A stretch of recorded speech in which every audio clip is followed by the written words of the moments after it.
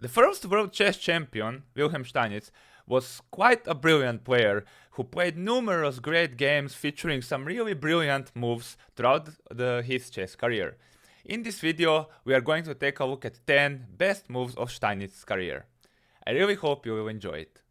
So, due to the fact that Steinitz later in his life came up with his original teachings and laid the foundation of the modern, more positional approach to chess in a very rudimentary, dogmatic and primitive form, due to this, very few people associate him with some sort of sparkling, attacking play.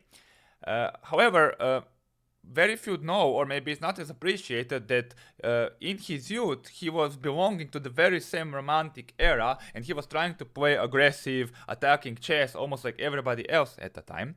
And even though he later maybe adopted his approach or tried to expand his thinking, I think this youthful inclination toward combinations and his talent for tactics and his attacking genius persisted with him through the end of his life. So in this video we are going to see some games from his youth and some attacking brilliant combinations from his youth, but also some very nice attacking games played much later in his life toward the very end of his life. So hopefully this will do his name some justice, quote unquote. So let's start with one game, a game fragment that was played in Vienna in 1960 at the very beginning of his career. I couldn't find much info about this game. I found out that it was a casual game and his opponent's surname was Lang, but not much more than that. But we can see that the position on the board is kind of, a signal or symbol of these romantic times, because white, it most notably probably arises from the king's gambit. White can sacrifice the two pieces, but we can see that this king is very much exposed. And due to this king, white is actually completely winning. And there are many good moves here, but Steinitz chose a very nice combination starting with rook to f8. Now, this eliminates this dark square bishop, which is defender of all these dark squares. And if black tries to capture, for example, with the king, with king to f8, bishop to h6 happens. And now you either have to lose material after king to g8, queen to g4 when queen g7 is come and you are in big trouble. Or if you go back to e7, then bishop g5, and then you lose the queen. If rook to f8, then bishop g5 is quite good for white as well. You are also either losing the queen or you have to play rook f6 and lose a lot of material. So that doesn't work either. So queen f8 was played.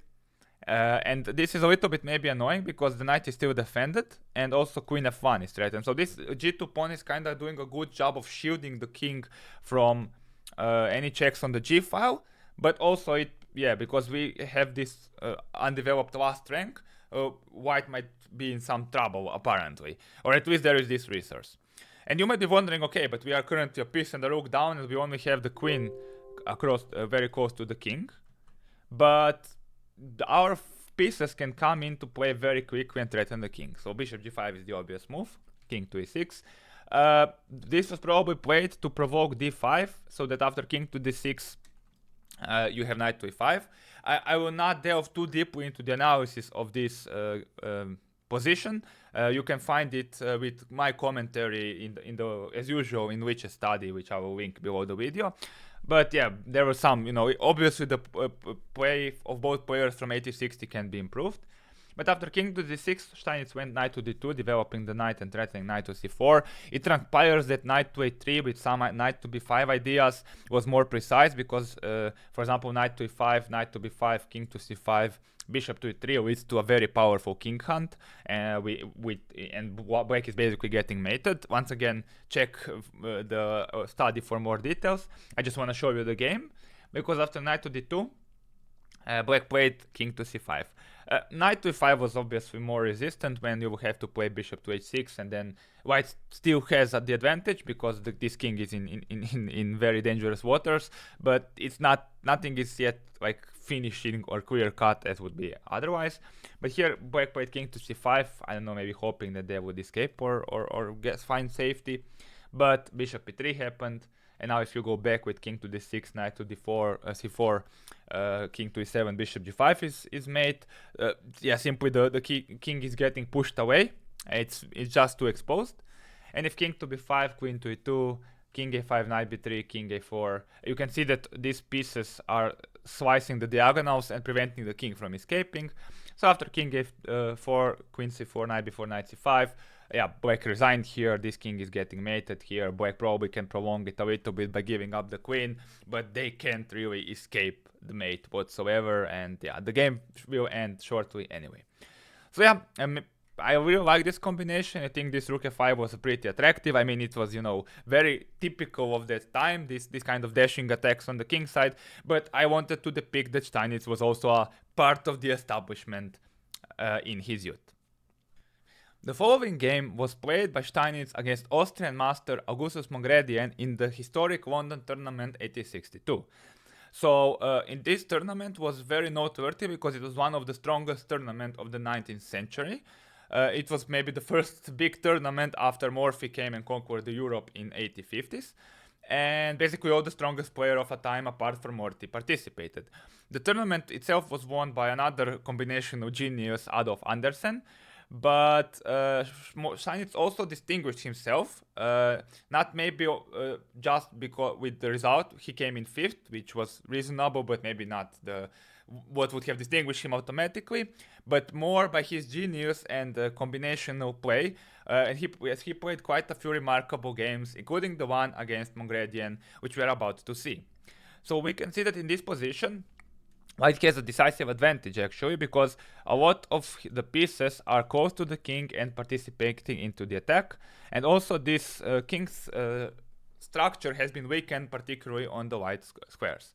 So what Steinitz did here is he went rook to h7, a beautiful move, exploiting the fact that all these pieces are kinda not really able to come and help defend the king, and the fact that all these pieces are kinda very nicely positioned to participate in the attack. And if now you recapture the rook with king to h7, then after bishop to g6, king g7, for example, queen g4, you are getting mated. Or if you go back to h8, then queen g4 happens, and if knight f6, queen g5, and yeah, you are unable to basically move anything. If you go rook g8, queen h6 will mate you.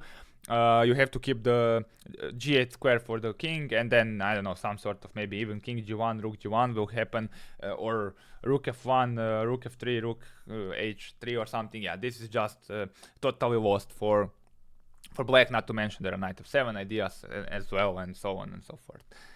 That is why Mongredien tried to play knight to e5, eliminating one of the pieces that is participating into the attack. The downside of this is that after f takes e5, now you have opened the f file for the rook to join into the game. So you are kind of eliminating one attacker, but the other attacker can come in quickly. And this is maybe instructive for your own attacking game. So successful attack can work if you have more pieces than your opponent in the defense, or if you can bring in your reserves more quickly. So it is easier for you to bring this rook on a1 than it is, for example, for black to bring these two pieces to the defense.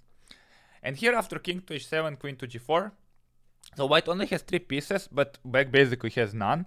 So this pawn is under the attack, and also there are some problems with these dark squares. Black played rook to g8 in the game, but then the game concluded quickly after queen, I mean not so quickly, but after ultimately after queen h5, king to g7, queen h6. This is where this bishop comes in handy. King to f7, queen h7, king h6, queen h3. Preventing the king from escaping to d7, and here, yeah, after a series of moves, I will not delve too deeply. King f7, rook f1, king e8, queen e6. There are many ways to win here, but Steinitz went on to win the game very quickly with checkmate. Queen f7 is threatened, queen g8 is threatened, bishop g6 is threatened, bishop g5 is an idea, and yeah, black is just once again has 2 pieces that are not doing anything, and we effectively for the moment have temporarily 1 piece more because our 4 pieces are participating into the attack. So yeah, I think this is a really nice combination. I mean, it received praise for a reason, and this rook h7, yeah, this just, I mean, by modern day standards, it's maybe not such a difficult tactic, but still it leaves a lasting impression, and it makes me smile, you know, even today. It's just really, really beautiful.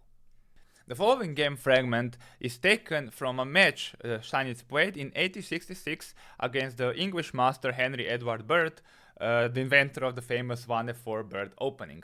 So back in the 19th century, there were not that many chess tournaments as there are today. So one way of showing dominance or proving that you are the best player was challenging other good players to matches and then beating the crap out of them. So these matches between leading players were very much, much more common than they are, for example, today. And that's how Steinitz and Bird played a match, which was won convincingly by Steinitz and reinforced his status that ultimately led to his challenge for the World Championship title, as I explained in my video on this topic, which you can check if you want. In any case, this was the 6th game in the match. And we can see that once again we have quite a crazy position on the board, where white is currently a piece up, but where white king is in great perils, and black kinda has all the pieces ready to participate into the attack. And white is suffering from the lack of development.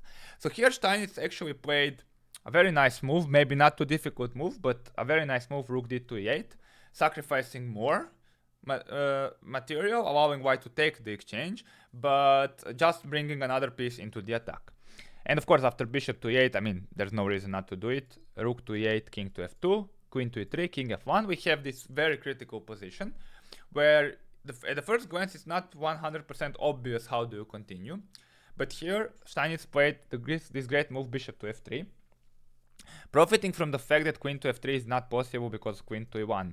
So we can see that in this variation, white's lack of development is hurting him in the form of the weak back rank. And that's one of the things when you are like violating principles or not developing, is quite often there is somewhere some tactical variation where black can exploit this in some way, for example here using the back rank.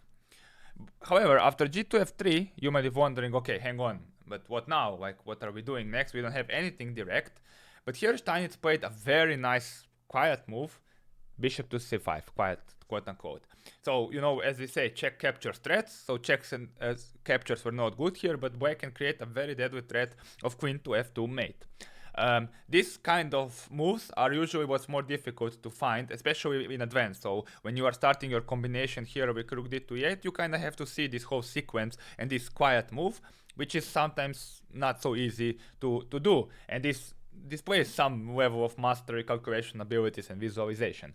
And surprisingly, it is impossible for white to do anything about this threat, because there is no good way of covering f2, because also this f3 is weak. So for example, if queen to d2, covering the f2 square, then there is queen to f3, and you just win on the spot.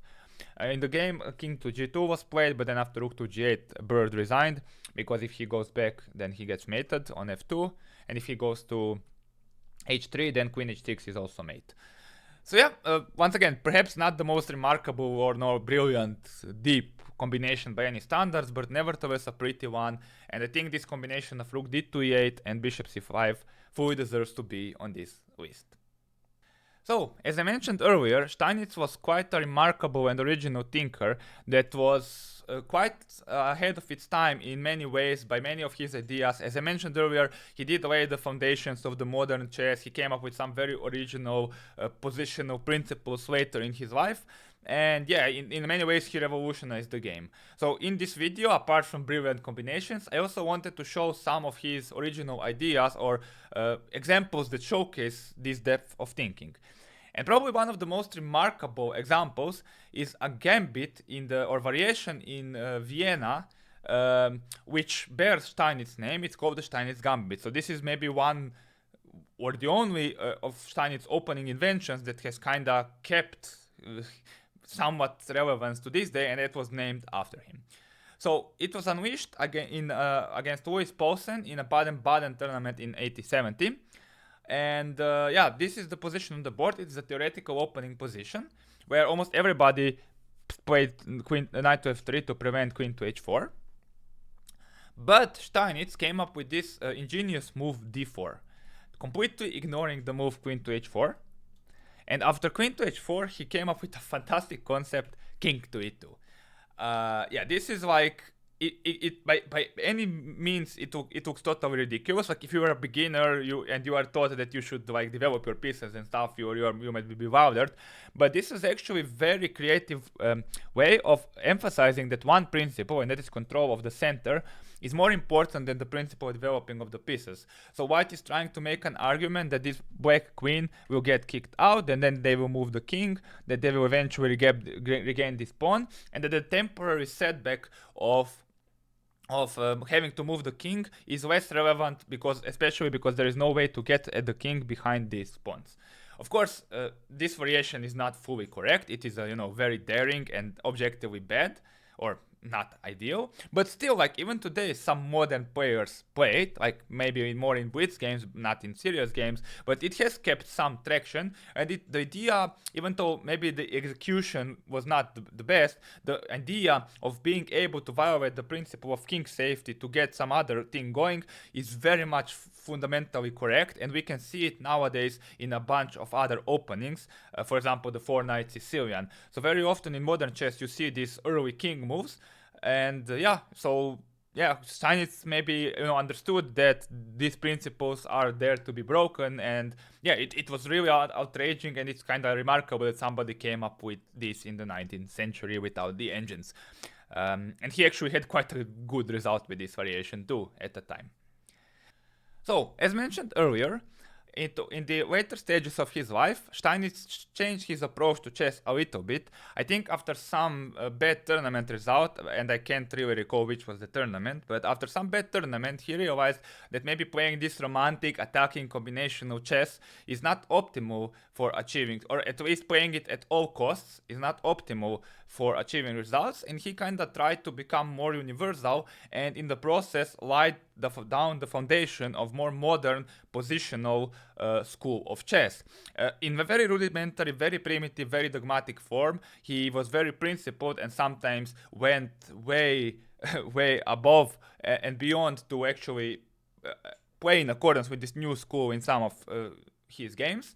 That's maybe now beside the point. But basically, in many ways, Steinitz revolutionized chess and came up with some very remarkable and very modern principles that are very surprisingly relevant even to this day. Even if maybe some other ideas can be dismissed, especially in the opening. So in this position, we will see a very typical idea that was, I think, quite ahead of its time. So this game was played in 1885, just 1 year before his World Championship match against Zukertort, in America against American master Alexander Sellman. And this was from a relatively later stage of Steinitz's life. And here we can see that we have quite a locked position, right? So the pawn structure is locked, everything is blocked, there is no tension between the pawns. White is inevitably better because all the pieces are better developed. This knight is powerful, this bishop is bad, this knight on f8 is far from optimal. But in these positions it is often kinda, it's not obvious what you should be doing.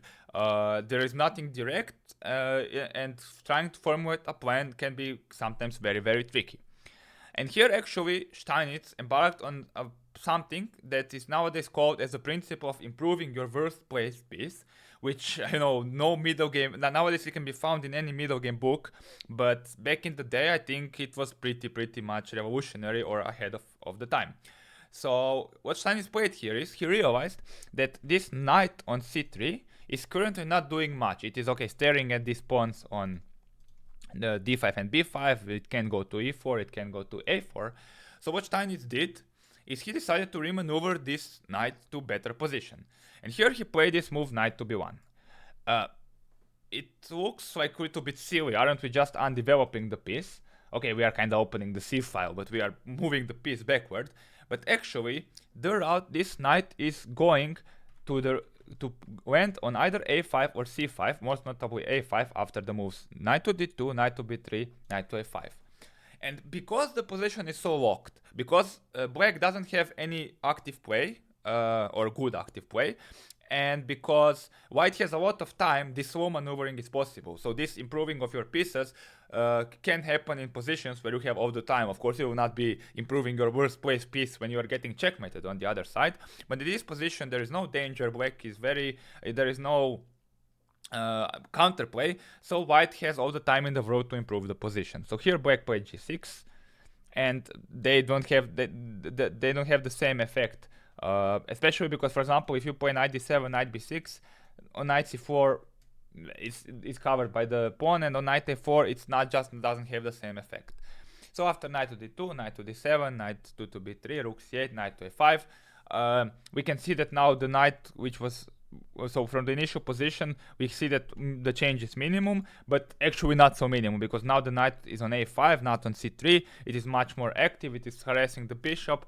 c6 is now under white's control, and this advantage has increased significantly. So in order to win this position, sometimes you don't need to do anything special. You can little by little build up, improve your position, and then decide what to do later, because eventually something decisive will happen. And yeah, Steinitz went on to win this game convincingly. I have stopped the game fragment here. But yeah, this was, I think, very, very brilliant and pretty revolutionary at the time, and therefore fully deserves to be on this list. The next game fragment we are going to examine was taken from the 1886 World Chess Championship match Steinitz played against Johannes Zukertort, the first ever official World Chess Championship match in the history of chess. I have made a separate video on the background of this match, as well as on every single game from this match. There will be links below. But for the purposes of this video, I did want to repeat a remarkable combination or idea that Steinitz executed in the very first game of the match, which granted him the lead, and it was historic because it was the first ever official World Chess Championship game, and Steinitz won it in quite a brilliant fashion. So in this position, we see that black has a space advantage due to this pawn on e4, and is kinda pressuring white on the king side. So the last sequence of moves were knight h4 and then g3. And now, of course, the logical move would be to just go back, or the most obvious move would be to go back. But Steinitz envisioned a brilliant combination or idea, as he played knight g2 check, king to f1, knight to e3, sacrificing the knight, but evaluating properly that after f2 e3, bishop to g3, actually this is totally won for black, because all these pieces are kind of stuck on the queen side behind this pawn chain, and this e4 is also restricting the pieces from coming, so they're all huddled up, they're all in each other's way, and therefore black's advantage is decisive, the king is too weak, and black should be able to build up the attack, which he did in the game and won in quite a convincing fashion. So yeah, this was, I think, just a brilliant idea, showcasing that even in a high stakes game, in a despite in his advanced age, despite his new teachings, Steinitz was more than willing to sacrifice material, and if the position required it. Now let's continue in the same manner and examine another game from the match. From the 1886 World Chess Championship match against Zukertort. This time it will be game 19. So by that point in the match, Zukertort was quite demoralized, to be honest. So the match was quite tense for a while, but then Steinitz won games 11, 12 and 13 and basically got away with it, and that kind of broke Zukertort down, and the rest of the game was kind of a whitewash. Zukertort was also a little bit unrecognizable, but still, it doesn't take away anything from Steinitz's increasingly good and brilliant play. And in the game 19, I think he executed a very nice combination. So we joined the game on move 20, and we can see that black has it's a weird position, because black has a long pawn chain, and most notably this advanced d3 pawn, which is severely restricting the pieces, and white's pieces are somehow leaving a strange impression. They all seem a little bit wayward, but still there is some pressure on e4, and maybe if white can break this pawn chain, then all pieces get activated. So black needs to do something, and I think there are several good moves here, but I think the move that Steinitz played in the game is actually the strongest. And here he played the move knight to d4. A brilliant move, threatening knight to e2, and also trying to remove this pawn on e3, which is obstacle for advance of the e-pawn.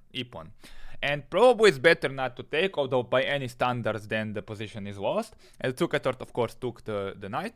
But after queen to d4, king to h1, we see that, okay, the knight on a4 is hanging. But if you take the knight immediately, then it gets a little bit messy, because after f4, knight to e4, then you lose this e4 pawn, the pieces get activated, this c pawn is a little bit strong, and you can easily lose control here. I think it is still relatively okay for black, but it's definitely not what they want. So this is why Zukertort played the move e3, brilliant intermediate move, attacking another knight. and still keeping this knight attacked. And after knight to c3, I mean, what else? Here, black played another very nice intermediate move, bishop to f6. If you take e takes d2, queen to d2, I mean, you are probably also winning, but bishop f6 is like adding insult to the injury. You are attacking this knight and this knight as well, and the rook behind them, everything is slowly collapsing. You are just increasing the pressure, and this is what good players are good at. They are not impatient, they are simply good at increasing the pressure and making you, hit even more and more. And okay, white played knight d to b1, trying to hold on to everything, but yeah, we can see once again the theme of many of these games is a lack of development, poor placement of the pieces. It happened quite often in the past. In some of these games, one player would simply whitewash the other. And here after d2, yeah, the pawns are too strong, and Steinitz went on to convert the advantage without much problems. White will have to either lose material just is totally lost. Like the pawns on the second and the third rank connected pass pawns are way too strong, and François André Philidor, the French master who said, or old French master who said that pawns are the soul of chess, would be very proud of black's accomplishments here. Once again, it's maybe not the most remarkable combination of all time, but I still found it very pretty, especially since it did happen in a World Chess Championship match when the stakes were high. Now let's fast forward a little bit to 1890s and check a game from the World Chess Championship match Steinitz played in 1892 against the Russian master and one of the strongest players of the 19th century as well, Mikhail Chigorin. So the two played already match in 1889. Which was won quite convincingly by Steinitz, but as there were no rules, Chigorin issued a challenge for a rematch, and the rematch was much more hard fought. It was decided by a big blunder by Chigorin in a one position in game 23, which would have otherwise he would have tied the match, and it would have been a completely different story. Maybe even the entire course of chess history would have been changed. But anyway, I have selected this example for two reasons. It not only showcases that Steinitz's genius and combination of talent, which was preserved from his youth to the later stage of his life, but also it showcases one important fundament of his teaching, and that is he noticed that many successful attacks are successful because they stem from positional superiority. That was one of those modern foundations that he discovered that is kind of still very relevant to this day.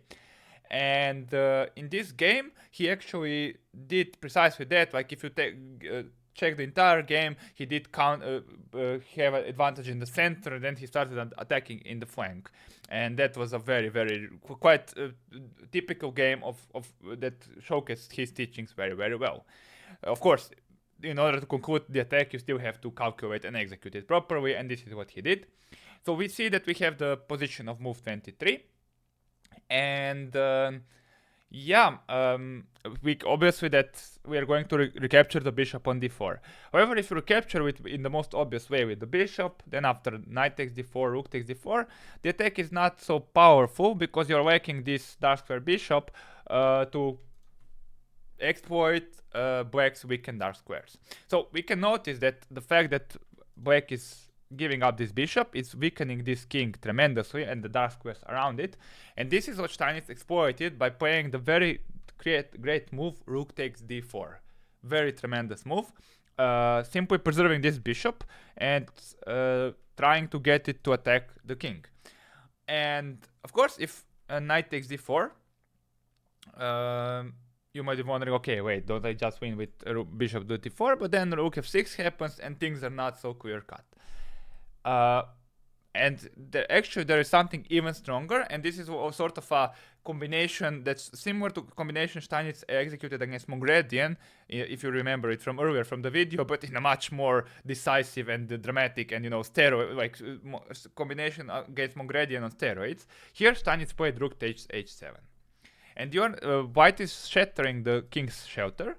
And after king to h7, queen to h1, you only have 3 pieces left on the board, and seemingly black's pieces are much closer to defend the king, but these 3 pieces are coordinating perfectly into the attack, and these dark squares are particularly weak. So after king to g7, bishop to h6 is played. We can see that the king can't really go back because then the queen would come in with a decisive effect, or discovery would happen with a decisive effect. So the king has to go forward. Now queen h4 is played, preventing the king from escaping via e7 anyway.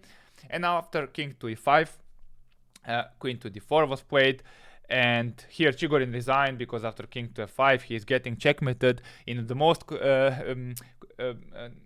most satisfactory way by moving the pawn g4 check. And we can see that all these three pieces are doing such a good way of entombing the king and dragging in the open. And yeah, this was just, I mean, brilliant move, brilliant combination. And yeah, absolutely fantastic game by Steinitz in all fronts, even though it was only the beginning of the match, and as I already said, it was a much tighter affair than the last one. Now, this wouldn't be a video dedicated to Steinitz's best moves. It wouldn't be a complete video if it didn't feature one of his most famous combinations played in Hastings tournament 1895. So in 1894, Steinitz lost his title in a match against Emanuel Lasker, but he still continued competing. And in 1895, he executed maybe was his immortal or most famous combination of his career, played against Kurt von Bardeleben in round 10 of the tournament. So here we can see that, I mean, there's a lot of things are happening in the position. There is this tension between the rooks. This knight is a little bit deep in the territory, but is also kind of attacked by the queen and the king. And yeah, it's not at first glance obvious what white should do, but here Steinitz covered knight to g5. A brilliant move, discovering the attack on the queen. And of course, king e8 has to be played to protect the queen. Yeah, because if you take the knight, then queen to d7 and you lose the material. And after king to e8, there is the point of combination is rook to e7. Like this, you know, this showcases Steinitz combinational talent. I think this better than anything showcases his talent. And the point here is if you take the king with the queen, then I take the rook with check. Rook takes, queen takes, and yeah, then I can just go to the endgame. Queen d8, king d8, and this should be easily winning endgame with an extra piece.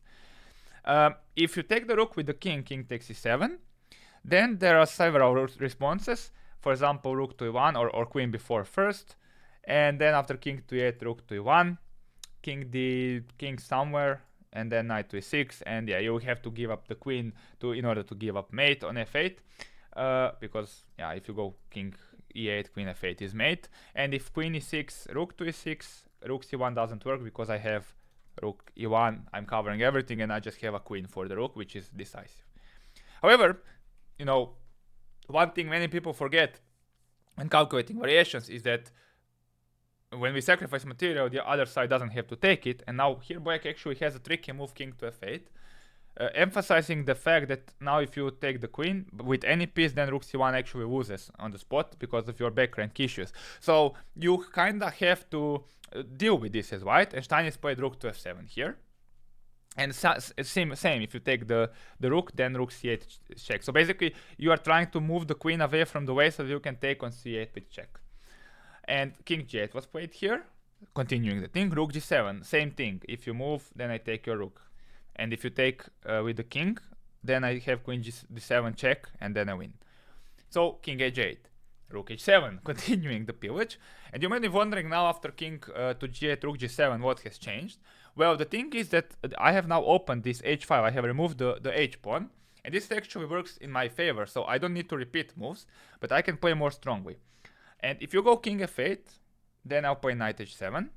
And yeah, if you take the rook, then I'll give check. And if you go king to e8, then I'll play knight to h6. No, sorry, I'll play queen d7. That's mate in one. Sorry, never mind. So king h8, and now we see, so you don't repeat with rook h7, but you play queen h4. And now after a fourth sequence of moves, king g7, queen h7, king f8, queen h8 check, king e7, queen g7, king e8, queen g8, king e7, queen f7, slowly creeping in to the king, king d8, queen f8, and now you have to play queen to e8, knight f7, king to d7, queen to d6. Yeah, just, I don't know, outstanding combination. I think one of the most remarkable combinations. It's 13 moves long. It's pretty forced, so which makes it easier to calculate. There are some claims, by the way, that here after rook h7, that Bardeleben resigned here, left the playing hall, and then Steinitz demonstrated to the spectators that what would have happened and this entire end of the game. According to the website Chess History, that is not the case. As usual with Chess History, these claims are kinda unfounded and based on like hearsay and urban legends rather than facts. So yeah, but this was just remarkable. Like, I mean, okay, maybe some of the moves of this list, you would make an argument that they shouldn't be. There are better combinations by Steinitz, but I don't think anybody will ever debate this combination. And I think it will keep appearing in Steinitz anthologies, compilations, best moves collections, best games collections for years to come.